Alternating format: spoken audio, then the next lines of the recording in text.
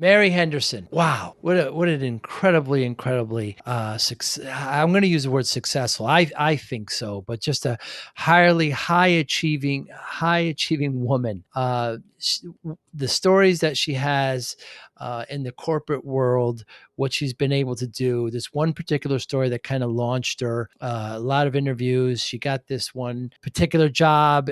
She's from Melbourne, Australia. And I'll just say this: it involves her red boots. That's all I'm going to say with that. But it's an incredible story. And then that moved on to others, and she went to a certain point. She started making her own. She made her own company and just had a son, and just said, I don't like what I'm doing here. Turned everything around. Was very successful in that area. Quit her own job and moved on to do what she's doing now, which is she took a year off, had a mentor, went through these exercises, just completely inspiring woman. And the things that she talks about now through wisdom, which is one of her highest core values and helps others with, is just astounding. She has a great point on 10,000 hours. You're going to learn what that is about. Very interesting perspective there. Her view on discipline, incredibly surprising. And I asked her what the definition would be back when she was younger, and it was radically different. Great conversation with Mary Henderson. I know you're going to enjoy it. Thanks for listening. Hi, I'm Joey Pinz. People ask me, how did I lose 130 pounds? The quick answer is always discipline. I started my business, wasn't paying attention to my health, was eating too much, drinking too much sweets. My daughter was born. Next thing I know, I'm pre-diabetic, I have hypertension. I knew something had to change. Discipline. I, like many of you, have faced many challenges in your career, in your family, in your life, in your faith. How did you attack them? How did you approach them? How did you solve them, hopefully? It all had to have some degree of discipline. I'm also asked, how did you found and start a tech business? And it lasted over 25 years. Discipline. I was committed to it, enjoyed technology, didn't enjoy some aspects of it, but knew it was necessary. Discipline. Our podcast mission: how do we use discipline to better ourselves and society? Join me, please, as I talk to interesting people and discuss how they use discipline in their family, in their passion, in their careers, and how it helped them. Our podcast vision: growth through learning from others. Joey Pinz Discipline Conversations. It'll be light and serious. Join us, please.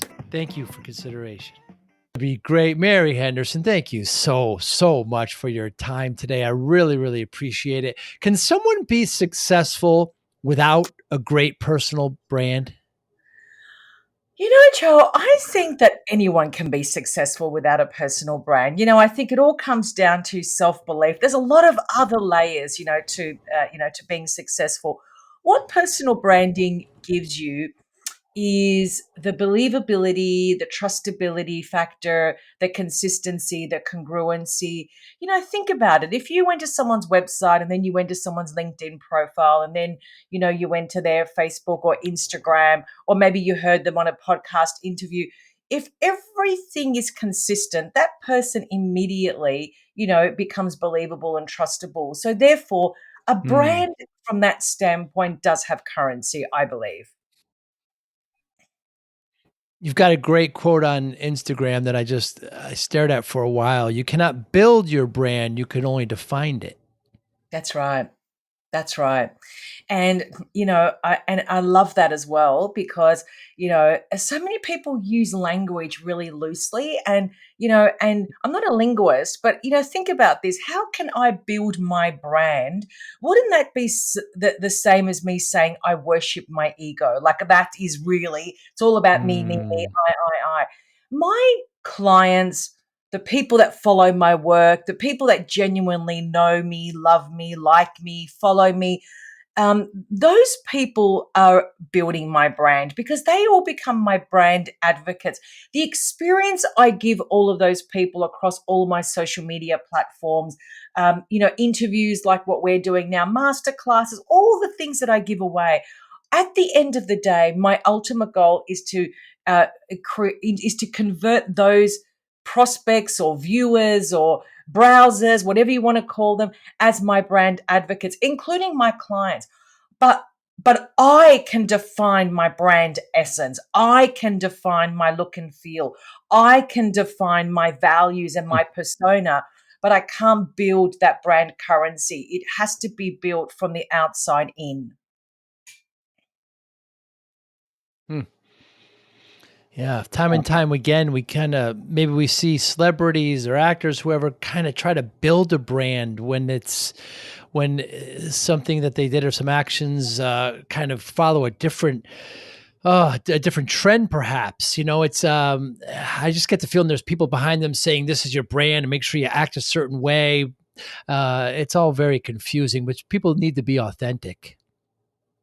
Well, there's the business of branding, and then there's the business of authenticity, and they're two different things. So if a brand is created as part of your persona, and that's just all about business and marketing, I have to tell you, Joe, for me, that would be a very uncomfortable situation to be in. I just Mm. couldn't think of being anyone else but myself. And then you have authenticity. And to me, authenticity is, who am I at a soul level? What are my gifts, my talents, my attributes that make up who I am? And how do I show up in the world and express who I am in the most authentic, genuine way? And and and and be comfortable being my true self versus being comfortable being a people pleaser and creating a persona that I believe everybody will like. And this is why we have this issue in our world, because everyone wants to be the Kardashians, but really they're never going to be the Kardashians because it's not their natural state of being. So we need to get back to that Mm. understanding of, what does it mean for me to be in my natural state of being and be comfortable there? You always hear examples, Mary, of artists, comedians, musicians, whatever they may be, that don't like their audience. Mhm. They like a certain song or joke or whatever that they did years ago, and they don't want to do that anymore. But then they end up having to, and what they want, they don't sell as much, so they end up going back to that, so it'll sell more, and then there's this vicious cycle just to kind of pay the bills, and it's really a shame. It's a trap, Joe. I mean, this is the thing with all branding, especially when a human's involved, and this is why this notion of being comfortable in your natural state of being is critical. However, in saying that, a lot of musicians and artists who want to be famous and sing or speak or target a specific audience, just remember they've got a marketing machine behind them, telling them what they're going to be as a brand. But the people out there that are entrepreneurial, they're the ones that really need to show up as their natural state of being, because that's what people want. People will align with people that they have a like-minded zone. They'll support what people stand for, and this is how we build tribes. And again, even when we're building tribes, we still have to define, what does that brand actually look like, and what is that tribe, what will that tribe stand for?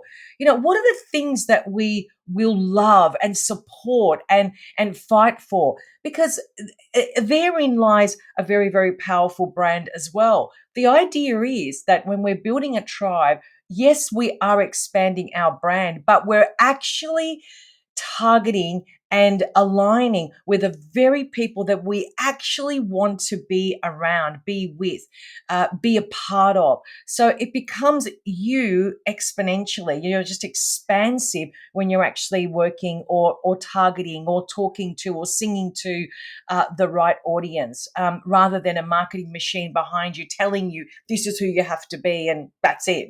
Because Mm. at the end of the day, that equates to a lot of money. When you're an entrepreneur and you're starting off, the key is to be in your natural state. Very much so. You mentioned singing. You're a trained voice since you're 5 years old, I am but you never pursued it. Your parents didn't want to do it, correct? correct. Absolutely. Do you do you still use it now? Well, if you get me at a karaoke, yes, I will. But Joe, that's a very important question because, I think that we confuse um, gifts and talents. And whilst Mm, they are a match made in heaven, they are two different things. My talent was singing, but my gift is my voice. So I didn't pursue singing, not because I didn't want to, but because I had very strict European parents that would not allow for me to go down that trajectory. But I still had my gift, mm. which was my voice. My job as an adult was to channel that voice and find a way that I could use it in a way that I would have if I ever became a famous singer. But the point being is that the gift of my voice is what I use every day consciously because it's what I can do with ease and grace. And just even us having this conversation on a podcast, it's so easy for me. I just flow. I love it. I'm in the zone. Mm. I'm giving you all of me, because my gift is that's it. That's the gift. So I must use it every single day because again, that brings me back to my natural state of being, Joe. Yeah, it certainly is. Your story is just wonderful. The one story I'm talking about is when you got this new position and your first, long interview process. They flew you. You're people might think you're from New Jersey, but you're actually from Australia.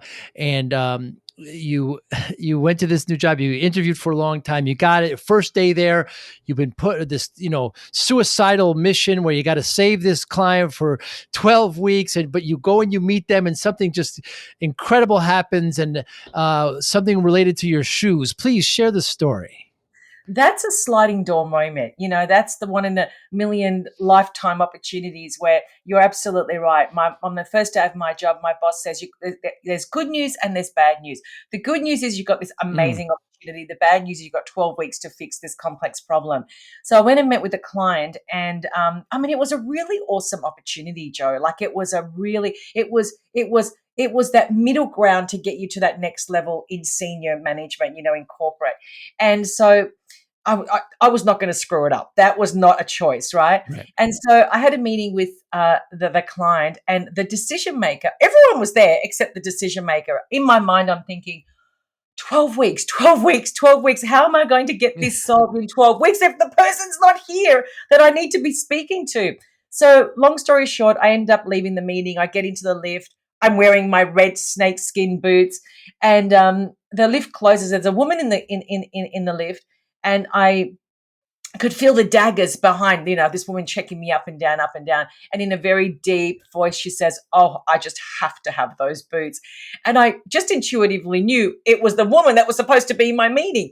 So I said, "Are you such and such?" She said, "Yes." I said, "You were supposed to show up to my meeting." She said, "Oh, no," because "We're completely removing all of our business away from you guys. It's a done deal. Like, get lost, basically." And I said, "Oh, no, no, no, no. I know how to solve the problem.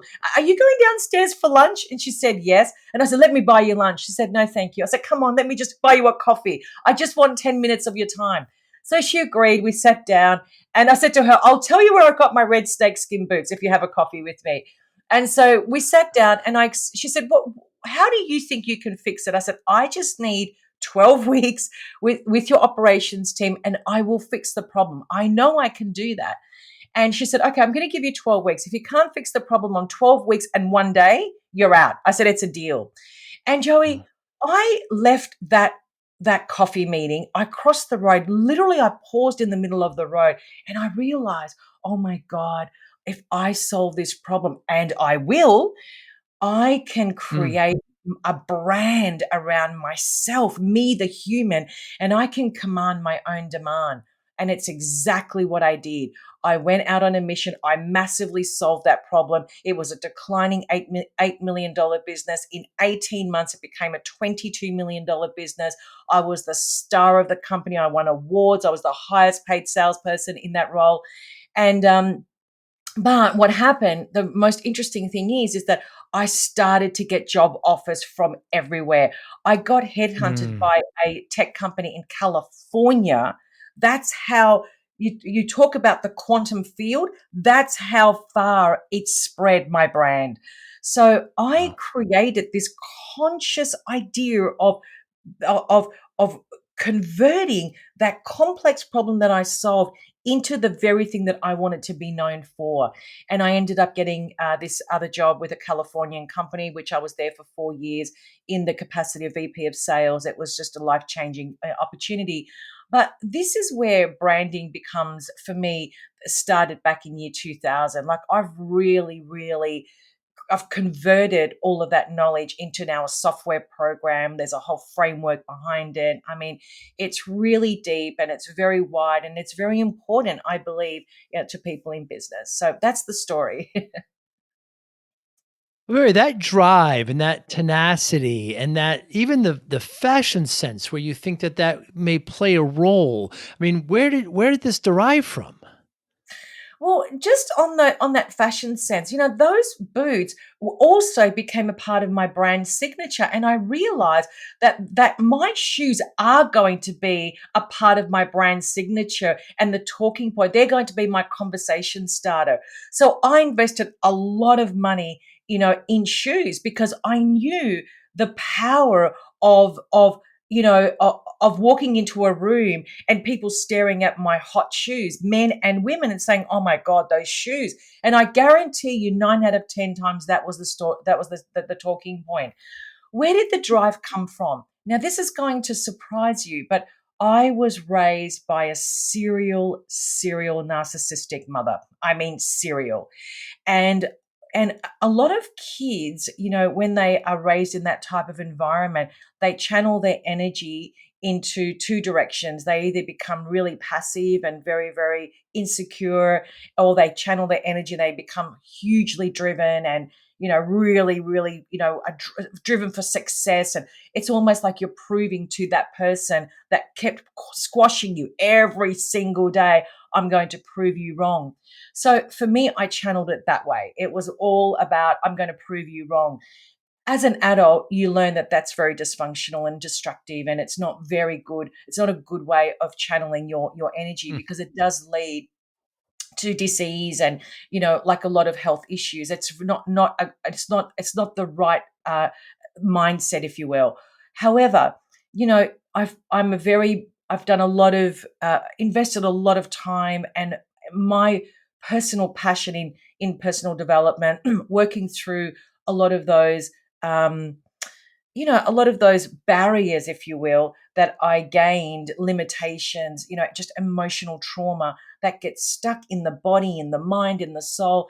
And when you have really awesome mentors, you can unfold all of those false aspects of yourself to get as close as possible to your true self. But the thing is, Joe, that I never lost that drive, that tenacity, and that passion. I'm still like that today. It's just that it's a lot more considered, maybe structured, even is probably a good word. I'm very grounded, very considered in the way that I think, the things that I do. But I think that tenacity is a key ingredient to getting to your destination, whatever that may be. Yeah, and that kind of burnout and appreciation really showed itself after the birth of your second child, where you're at that new job and you found that you didn't like going into work. And there's a story where you second had your second child and you stumbled upon your business card and you said, "Who am I?" And you just left it all and you wanted you dug deep and you found you wanted the appreciation of your parents or perhaps your mother, and that wasn't enough and you moved on. Talk to me about that. Yeah, Joey, that's interesting because when I got that second job that from the Californian company, I was there for 4 years and then I started my own software company. So it was my own software company that I had for 7 years, built it Mm, into a multi seven figure business. And it was that business that I started from ground up from nothing that I resigned from. wow. Could you believe it? Like I just left it all Wow. behind. I actually ended up merging my company with another company. So it wasn't all doom and gloom. But the thing is that after I 3 hours after I gave birth, you're absolutely right. There I am, reaching out to my purse to get my lip balm. My lips were dry. My business card just fell out of my purse. And I held that card and I'm like, my whole life has been a series of labels, like for real. Like that's exactly how I felt.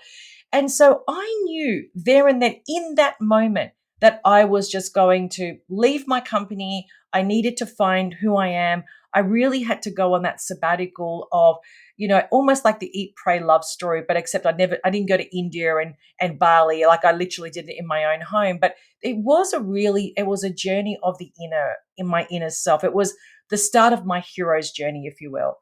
And so I did. 2 weeks after that, I did resign from my own company. My accountant said, "Oh my God, I think you're just so hormonal. What are you doing?" And I said, "No, no, no. Hmm. This is a soul decision. I can't explain it. You just have to let me go." Anyway, we found another company. We merged it at January 1st, 2012. It was the first year in my adult life, Joe, that I never worked. Can you believe it? The Wow. first year ever in my adult life that I never worked. And it was very, very foreign to me. But I remember walking to my computer and Googling, how do I change my life? Literally, that is what I Googled. And there was all these TED Talks that came up, and there was a guy that was talking about love. And I just knew that he would be my mentor. I knew that that was the guy that I had to start that journey with. He was a professor in philosophy at Oxford University, like a really deep, deep, deep, deep, deep, deep guy. So he took me down the rabbit hole, which was just absolutely awesome. But it was in that 12-month sabbatical, Joe, where I actually truly started to understand who am I, like really, really understand who am I, Mhm. not self-help stuff. That was just, I was not interested in that. Till this day, I'm not interested in that.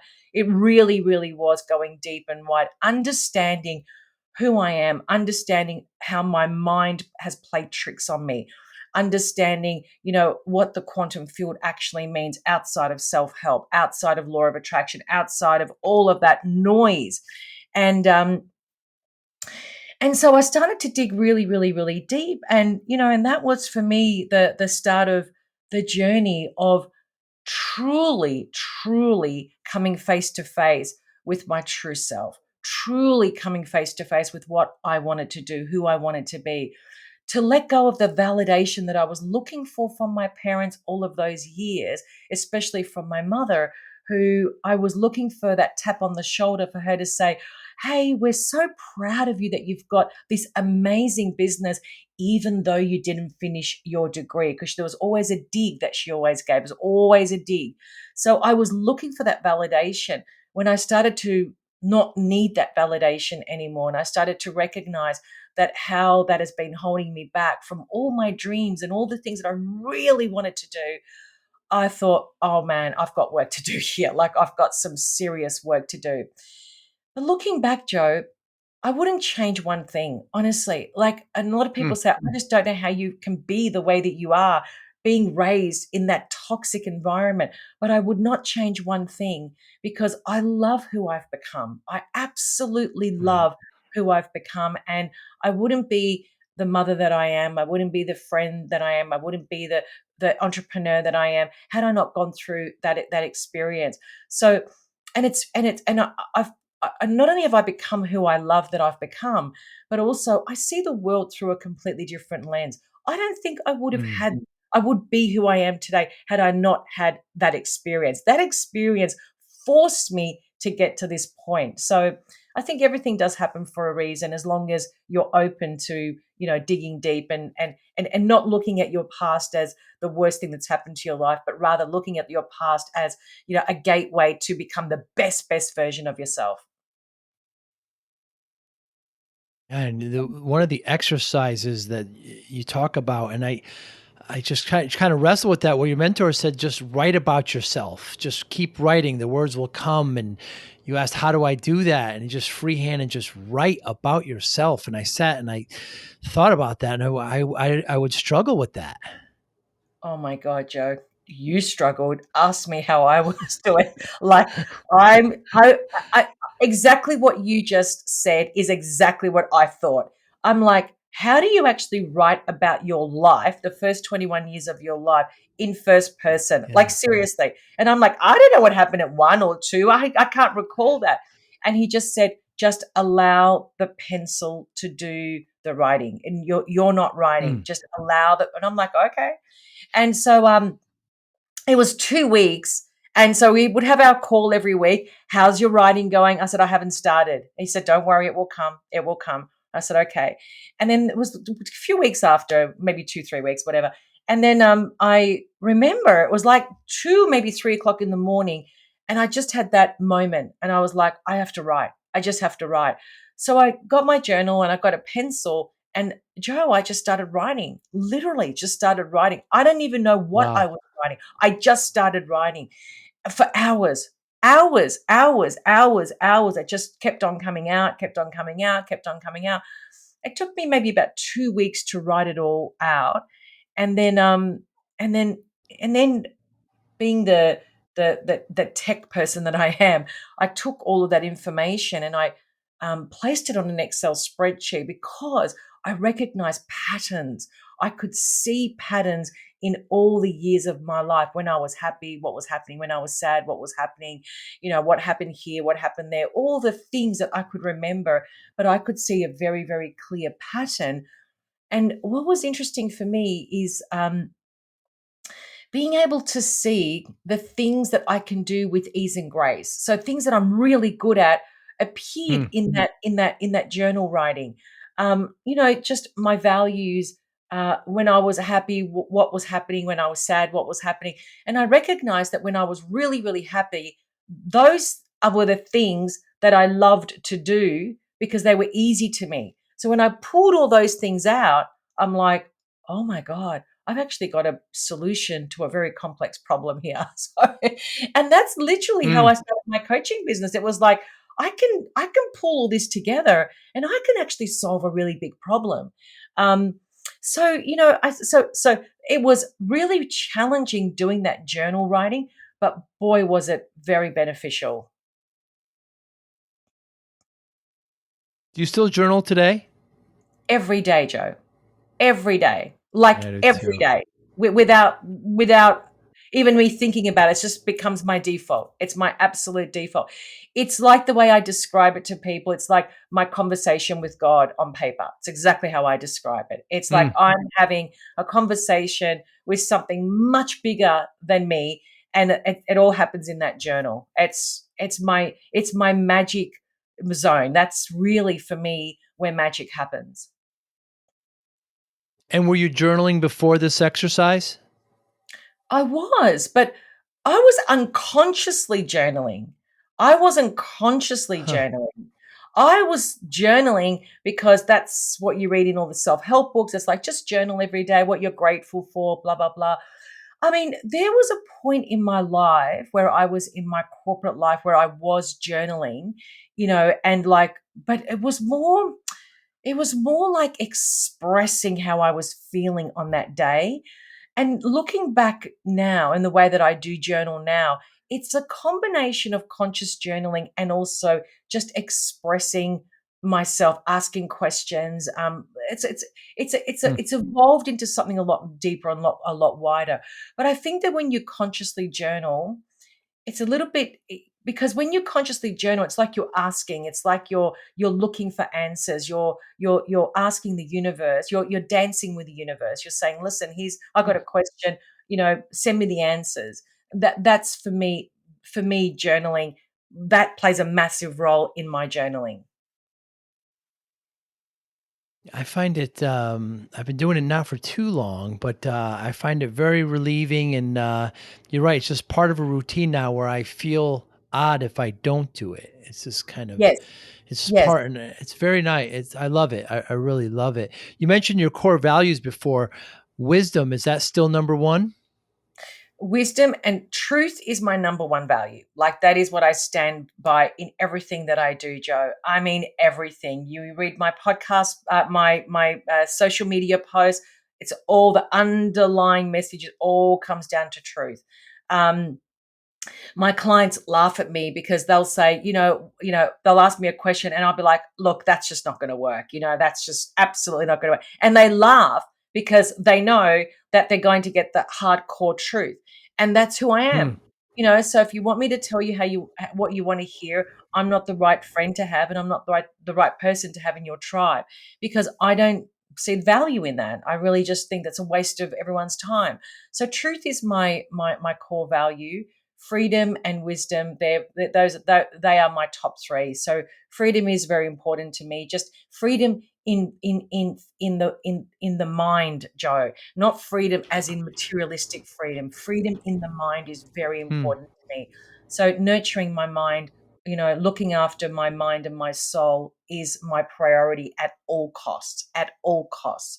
And, Hmm. that takes a lot of effort, because you constantly are assessing, is this going to add value to me? Is this going to distract me? Is this situation going to pull me back from my ultimate dream, or is it moving me one step toward my dream? So getting airtime in my head is not something that I just freely give away. I really, really, really honor my mind, and I honor my soul, and therefore the people that I speak to get 100% of me, not 50 or 80, or I'm doing this because everyone else is doing it. I'm not interested in following the Joneses. You're getting all of me, and I'm 100% Hmm. there. And I think that's very important. Of course, wisdom is something that I absolutely passionately believe in. It's a currency. It's my driver. It's the very thing that I talk about every day, and it's the epicenter of the work that I do. So those three things I would say sum me up perfectly. And getting back to freedom, uh, is it without boundaries? Is it boundaryless? Is it? It almost seems chaotic. I don't know if that's the right term, but it's just it's is it unstructured? Elaborate, please, on freedom. For me, freedom is 100% connected to my thought process and my belief process.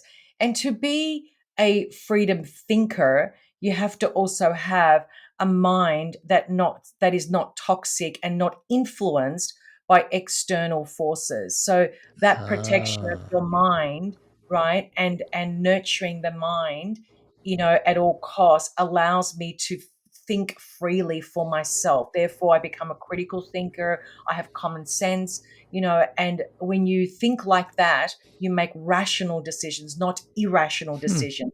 You're responsive, you're not reactive, and so you're always in a state of being, not in a state of doing.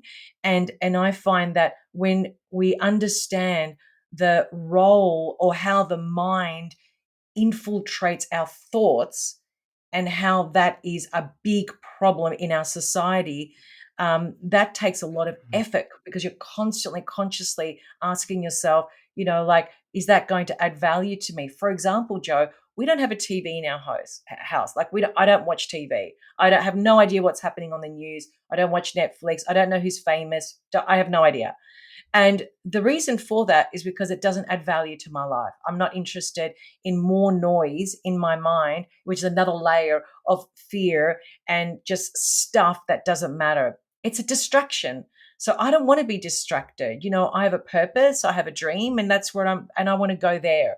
It's much more constructive. I can give people, my time. It's all beautiful. It's all, it's meaningful, and it's truthful. And I think that's, for me, freedom is when you can be a constructive thinker, and you can think for yourself, and you can advance your cognition levels. Wow, that's a whole new level of thinking. Still open to ideas Yeah. and constructive uh, openness, but still removing distraction. That's exactly right, Joe. Couldn't have said it better myself. Because we're always innovating, right? Always innovating. Mm. It's just, who do you invite in that in to be a part of that conversation? Because we're co-creating right now. Right now, we're having this conversation, but we're co-creating together. And to me, that is Mm. a really beautiful conversation that we're having, because we're adding value to each other. There's a much greater audience that will hopefully be listening to this, or this interview, and maybe one person might get one thing out of it, Joe. And I mean, that's positive. We're not adding fear in this conversation. There's no negativity. There's no toxicity. There's no me, me, me. It's just a conversation that we're having based on two people who are coming from a shared experience. But hopefully, one person will listen to this and go, "Yeah, that makes sense to me. Mm. That's in my mind. I'm going to think about that today." To me, that's innovation. That's how innovation starts. A thought in the mind becomes something bigger. So, and I like to protect my mind. I really, really do. And I think Hmm. it's paid a huge dividends for me in the positive. I know so many of us are distraction led. There's a fire, we put it out. There's a fire, they put it out. There's a fire. Meanwhile, they don't advance. You also talk about people that are constantly doing and not being. They're constantly doing things, but they're not being. They're not advancing at all. This is a trap. Well, I couldn't have said that better myself, Joe. I mean, I spend, I don't know, maybe it doesn't, I don't even look at the time, but every day I do spend time sitting with myself in silence because there are things that I'm wanting to work through at a physiological level, at an emotional level, at a spiritual level. And I can't do that if I'm constantly busy, if I'm running, doing, doing, doing, doing. So the only time I can hear myself speak to me is when I'm in the place of just silence and I'm stillness, and that's where my best innovation and ideas come from. It's also the opportunity that I give myself to work through any emotional discomforts that I may be experiencing. So if I'm experiencing emotional discomfort, I can't resolve it if I'm constantly reacting to life. I can only resolve it if I Hmm. first feel it. I have to give it a name. I have to understand it. I've got to allow it to penetrate through my body. I have to uh, go into self inquiry, and I've got to be able to breathe it out. I have to be able to understand the connecting the dots. I've got to be able to transcend that energy in out of my body so that it frees me up. And you can't Mm. do those things when you're doing, Joe. I can't be innovative when I'm doing. I can only be innovative when I'm being. If I'm trying to solve a problem, I immediately sit in silence in my journal and I'm asking the questions: how do I solve this problem? What do I need to see? What do I need to do? Who do I need to speak to? What am I not seeing in front of me? Where is my block? These are the questions I'm asking in my actual journal, in that when I'm in that place of Mm. being. The other thing about being is being in your natural state. So again, it goes back to the conversation we started with, and that is that if you're not in your natural state, you're going to be very uncomfortable because you're constantly in the doing, not the being, because you're searching for something. That's why we've got this craziness in our society. Everyone's running, running, running, running, running, trying to be influencers, famous, this, that. It's just noise everywhere. Could you imagine what sort of a society we would have if everyone just stopped for 15 minutes every day in silence, grabbed their journal out, felt, discomfort in their body, emotions, whatever, feelings, and then just sit with that. I can't tell you, just doing that alone, the impact that it would have on someone's life in a very positive way. And meditation has done a lot for me as well. These journaling and meditation are things that are very inexpensive that people can just do right away. When I say inexpensive, it doesn't cost a lot of money, it just takes some time and you'll only get better at it. Yeah. Mary, what is woo woo? Well, it depends who you talk to. You can talk to the self help movement and they'll call their stuff woo woo, or you can talk to um, academics who are very involved in that in quantum physics, um, people who are mathematicians. You can talk to those people and they can give you a completely different version of woo woo. So the question is, which version do you want? um, for me, woo woo is an understanding of who I am outside of this body, and it really means that you have to go down that rabbit hole. Who am I truly?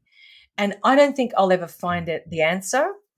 But what I do say is that self help is not the answer. Self help may open the door, but it is not the answer. Actually, it actually holds you back.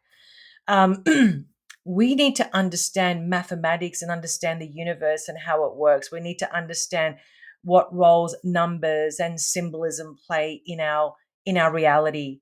we need to understand uh, the quantum field. What does it actually mean? Not the self-help version, but what does it actually mean?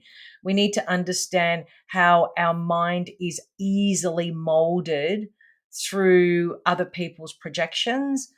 Um, and I think that if you want to go over to the next level, maybe understand what spirituality actually means for you outside of religion. So I mean, I know it's very, very broad, and I'm sort of speaking in little blocks, but I have my definition, but it's on more on the science, mathematical numbers side, not the self help side. You have this wonderful story where, you coach people, and, you present what you've learned, and you're helping a lot of people out there. And you came to this one particular point where you didn't want to mention some particular area, the kind of the woo woo Mm. area. And once you did, it opened up and they couldn't believe, there was tears in the room, and we've been waiting for this, and you were hesitant for so long. This is the story I refer to. That was very interesting because I had spent, still this day, I still have those mentors.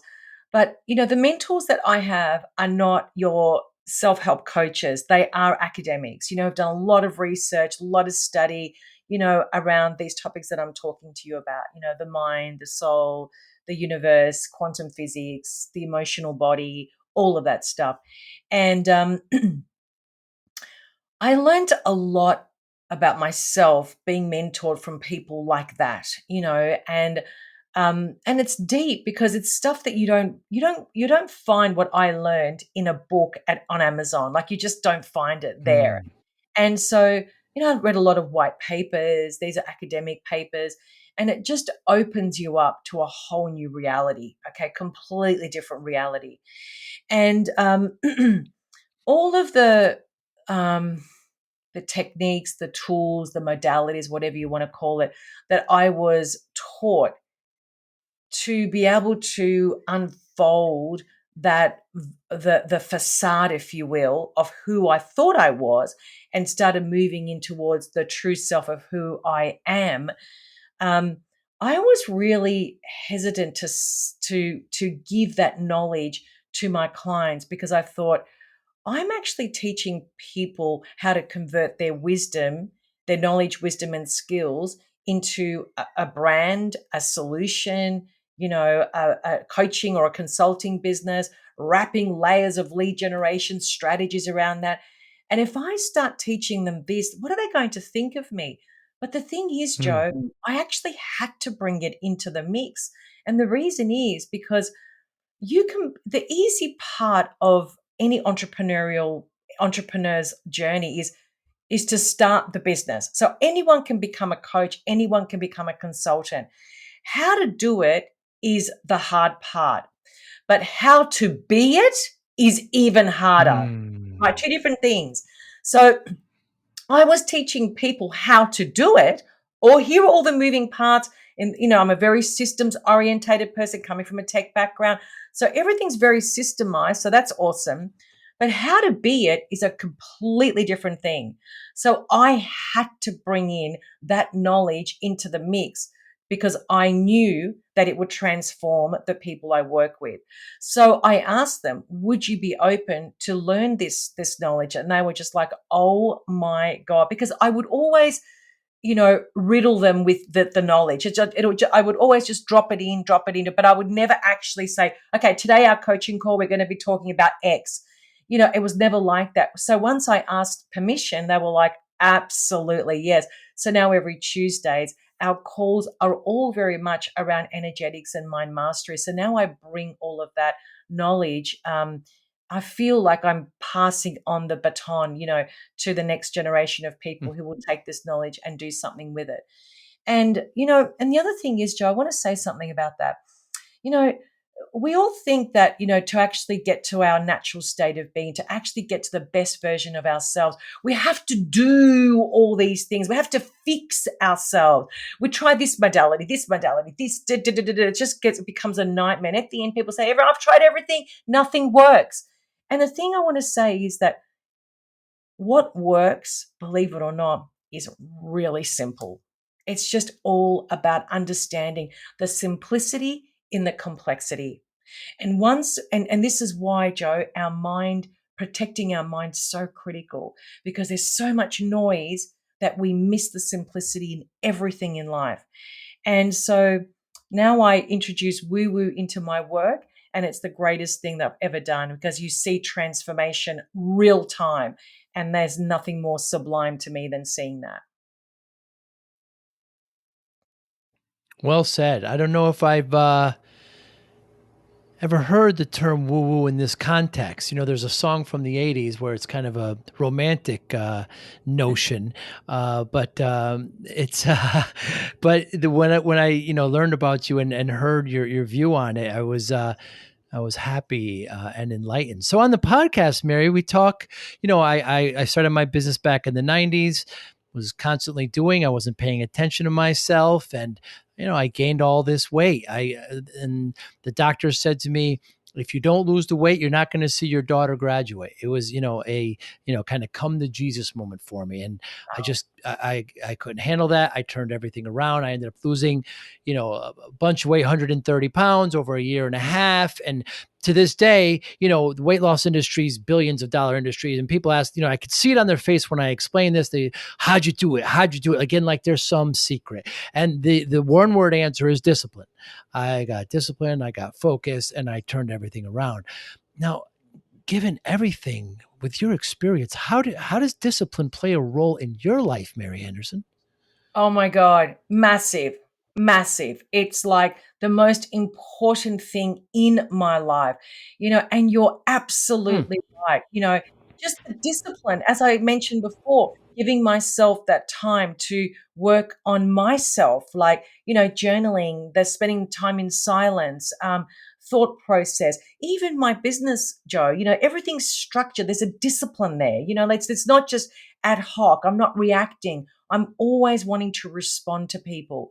So, discipline in what I eat, what I consume, discipline in the type of people I want to hang around with, discipline in the time I spend on social media. This is a very important one.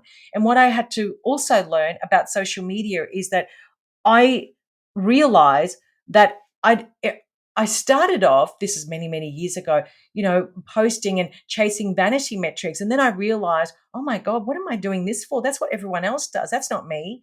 I don't need the Mm. vanity metrics. The people that love what I say will gravitate towards that. That's how, and I'm just going to build a tribe, one person at a time. That was my attitude. And that takes, and for me, Joe, it's not just discipline, but there's another word that describes me, and that's patience, Joe. I have mastered patience, mastered. I'm the most patient person I've met. I kid you not. The Hmm. time it takes me to get from A to B, I don't see it as time. I see it as that I'm going to start here. I'll be disciplined every day to do whatever it needs to take in order for me to get to that destination. It could be a day, a month, a year, 10 years, but I am patient. And so those two words for me go hand in hand. A lot of Oh. people don't have discipline, and a lot of people don't have patience. And to me, they're the two key ingredients to success in every aspect of your life, every aspect Hmm. of your life. And also to have a beautiful, calm mind, those two ingredients I think are very important. Now, if I were to ask you about discipline when you took that job and you had 12 weeks to solve that critical issue, would it be a similar definition than you have now? No, no, it wouldn't be, because Hmm. even though I am a very structured thinker. I'm already a mathematical thinker. So when I went back to that 12 weeks, I already had figured out a structure of how to solve that problem. So my mind Hmm. automatically thinks like that. That's one of my gifts. Of course, I'm going to use it in that situation. But I was not a disciplined person back then. I was still trying to work through, who am I? Like, where do I belong? I was going through that identity crisis, and there's no discipline, in that mindset, because you're constantly, reacting. It's a reaction type of a, if you want to call it discipline. Now I respond. I don't react. It's two different things. So the discipline here is that I would ask myself, Joe, Do I want to be around this person? Do I want to invest in this situation? Do I want to be involved with that project or this person? Do I want to make time for that meeting? Like, I ask a completely different series of questions today than what I did back then. Back then it was like yes, yes, yes to everything. Now it's like no, I can't be yes to everything, and I don't want to be yes to everything because I want to add value to people. So if I'm going to show up on Joe's show, I Mhm. want to be like 100% me. I want to give you everything, rather than me just being on here looking at my clock every 5 minutes, because I've got the next podcast back to back. That's not my style, and I think that we have Mhm. to differentiate that discipline does require also, I don't like to use the word control, but using your faculties, like your mind and your imagination and your intuition, to actually guide you whether what you're doing is a yes or a hard no. What a wonderful take. It's amazing how just discipline just kind of transforms along with your wisdom, right? With your wisdom, as you acquire more knowledge, just discipline and other characteristics just kind of mature as well. Well, I think that's It's a a very fascinating important road. It's a word. fascinating trajectory. Yeah, and I think that you're right. I think maturity, wisdom, they all go hand in hand. I think that when you get to that point, you're not chasing, fame, you're not chasing vanity metrics, you're not chasing, I mean, I don't know, for me, this is certainly the case. I don't want any of that. I'm not interested in any of that at all. Like zippity zip zero. You know, this week, Joe, I even sat down and I even wrote my vision. Like, I really got clear on my vision. I thought I was clear on my vision, Hmm. but I think again, I'm like, no, no, no. I got to get this. Like, this vision's not enough. Like, I got to go where I've never been before. So I started writing my vision. And as I'm writing my vision, when you write your vision, there's discipline there because you suddenly see in that vision, oh my God, like if I want to get to this Hmm. vision, I can't do that. I can't go there. I can't waste my time here. Like, I've got to be focused. If that's what I want, if that's my true vision, that's what I absolutely want to be, and that's the legacy I want to leave, then there's a lot of discipline that comes with that. Along the way, you've got your wisdom that comes with that, but then there's a lot of discipline, and of course the patience aspect of it is just staying on the path and reminding ourselves that this is the vision I have. I can't step away from that vision. That's all I want. And so, you're right, discipline's a massive plays a massive role in those people that really genuinely are on a mission, they have a vision, and want to leave a legacy. Yeah, that's really the thesis of a lot of my success anyway. Is just I kind of view discipline as a spectrum, and there's just different levels. We probably rattled off 10, 15 synonyms in our discussion right here, and it's just a necessary ingredient to move forward. Talking more about patience, you talk about needing 10,000 hours. I love your point on this. Well, where that came from, Joe, is that I'm in the business of personal branding and creating businesses from an individual's brand. What was happening is, I was getting a Hmm. lot of these self-proclaimed influencers booking calls with me, wanting to build their brand, and what I realized is that a lot of those people that have got the 400,000, 500,000, even a million followers on platforms like LinkedIn, even Instagram, um, what I found, Joe, is that they were all living on the poverty line, all of them. So they had this massive following, Mm. living on the poverty line. And when I would ask these people, tell me about your background, tell me about your story, tell me about your history, what is your background, what's your professional background?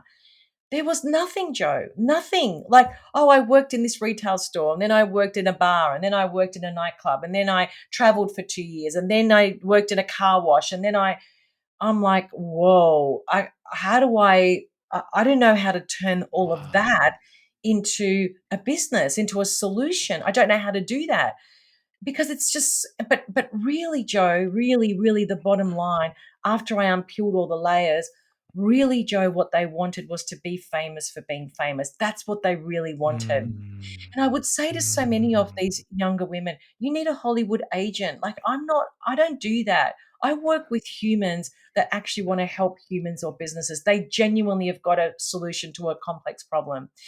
And then, that there is a 10,000 hour rule. There's a whole book on that, which is fantastic. Then I realize, hang on a minute, the people I want to work with are industry experts who meet the 10,000 hour rule. And what that means is that they have a specialization in one area they know for sure. It doesn't mean that as a consultant or a coach, they're going to be in sales again. It's just that I need inventory. I can't help anyone without the inventory. So I take that inventory, and somebody might say, I just want to help women. I really want to help women. Awesome. This is your background. You've been doing it for 20 years. You've been in sales and marketing and whatever for 20 years. Let's take all of that inventory and let's see how you can help women solve problems. What problem do you think you can really solve? And all of the inventory shows Mm. me the problem that they can solve for sure.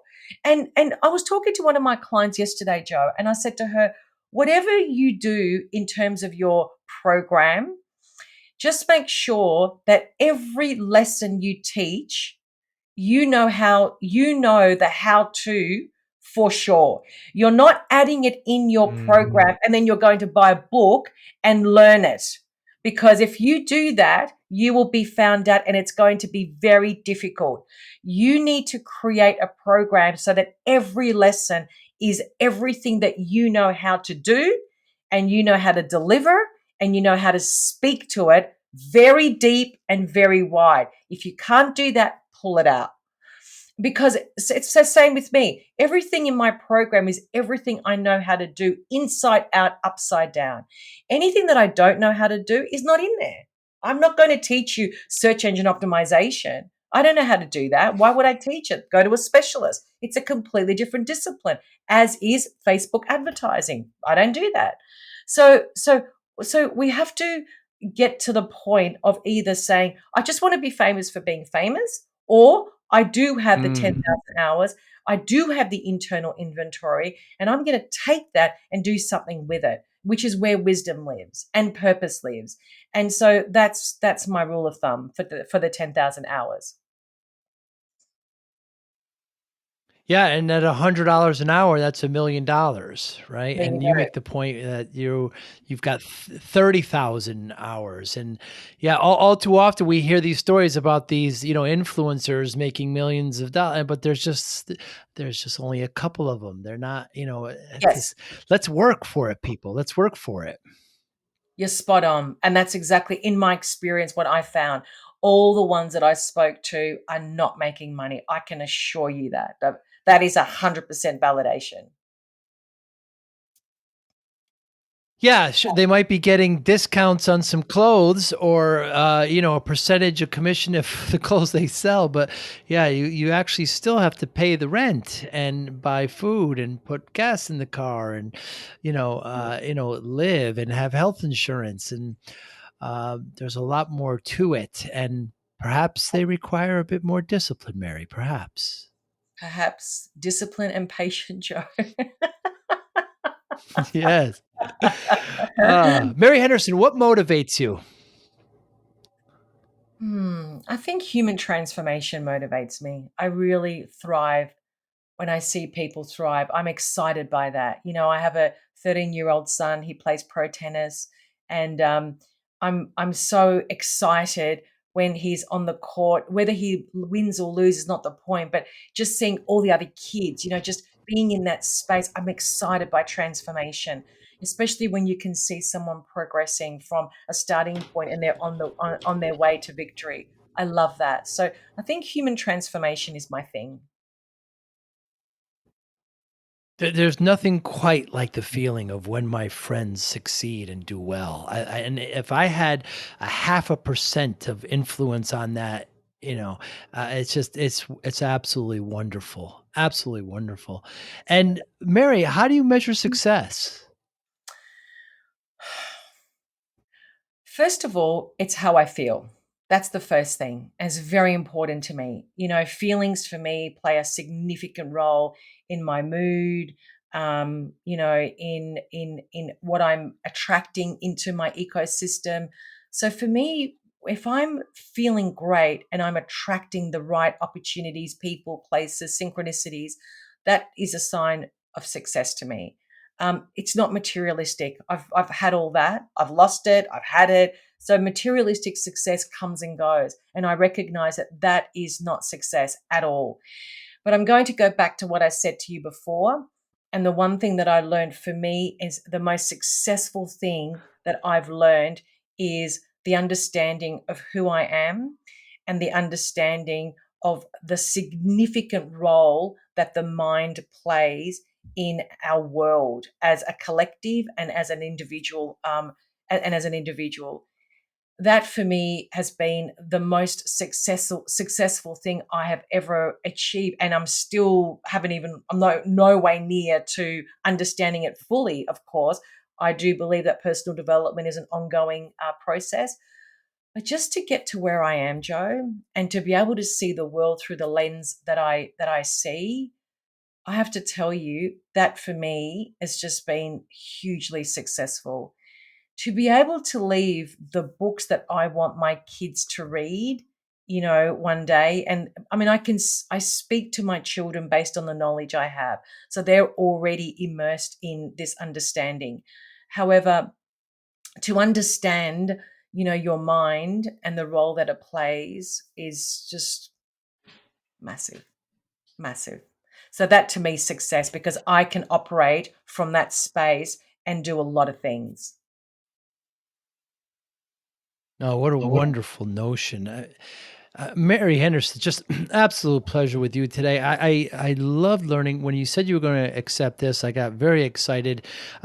Your passion and your devotion to your message. Everything that you've learned. You're not keeping inside and sharing it with your close friends. You're opening yourself up and you're giving 100% and sharing it with others. If you like it, people, here it is. I mean, that's the sign of an incredible individual. You're not because you had these great lessons with tough circumstances and you turned it all around and you're sharing with others. It's absolutely wonderful. How can we get in touch with you? Thank you, Joe. Please feel free, anyone, to book a call with me. I offer a free 45-minute coaching call at maryhendersoncoaching.com/apply, APPLY. You can go to my website, Mary Henderson Coaching, or on all social media, just search for at Mary Henderson Coaching. And we'll put all those in the show notes. And Mary is Mary, Henderson spelled exactly how you would think it would be. And an absolute pleasure, Mary. Thank you so much. I hope one day, when I'm down under, we could have a cup of coffee and meet face to face. But I love the time spending with you today. Thank you so much. Thank you, Joe. Thank you for having me. You be well. Thank you for listening and or viewing Joey Pin's Discipline Conversations. Please share this episode with one or two of your friends who you think may benefit from the episode. Our website, www.joeypins.com. There you'll find lots of resources and you could join our mailing list. Please follow us on all our social media, Instagram, Twitter, and Facebook. Podcast information, the video version of our podcast is on YouTube. Please subscribe. Audio is on all major podcasting platforms. Please follow them. And if you like it, please consider giving 5-star rating. Would really appreciate that. Would you like to financially support the podcast? You can go to our Patreon site. Consider $5, $10, or $20 a month. There's all kind of plans that we have there. There's like a one-time payment. What is this podcast episode worth to you? $25, $50, $100, $500, $1,000, $5,000. You be the judge. You can go to our PayPal account to do that as well. Thank you again for listening or watching Joey Pinz Disciplined Conversations.